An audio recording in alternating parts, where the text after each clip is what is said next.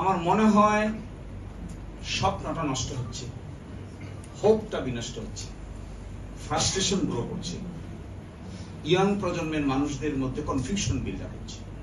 এই কনফিউশনটা কি আকারে আবার রাজনীতিতে হাজির হবে এটা এখনই বলার সময় হয়নি, কিন্তু I am very afraid this type of political sagacity যদি কোনো নেতৃবৃন্দের থাকে তাহলে এই নেতৃত্ব সম্পর্কে আমাদের আস্থা থাকবে না। আমি সবচেয়ে বেশি ওরিড এই প্রশ্নে, অনেক ক্যারিকেচার করে বানিয়েছেন, অনেক যুক্তি দিতে পারবেন, কিন্তু আপনারা যে সত্য বলছেন না এটা তো আমরা টের পাই।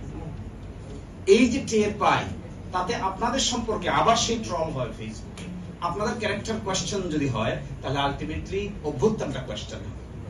আমরা তো সবাই একসাথে ছিলাম, কম বেশি যাইতে একসাথেই ছিলাম সবাই। সেই জায়গাটায় অভ্যুত্থানের আইকনিক নেতৃত্ব কারা?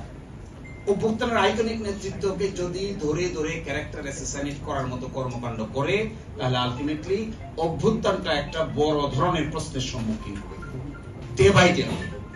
এখন অভ্যুত্থানের ছাত্র নেতৃবৃন্দ যারা ছিলেন তারা যদি কোনো কারণে ক্যারেক্টার অ্যাসাসিনেট করা হয়, লাভ কার?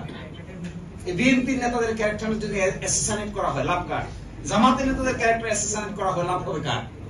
অন্যান্য যারা ভূমিকা রেখেছেন তাদের ক্যারেক্টার অ্যাসাসিনেট করলে লাভ হবে কার?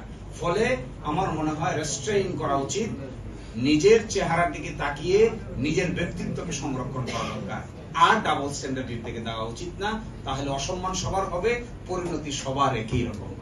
ধন্যবাদ সবাই।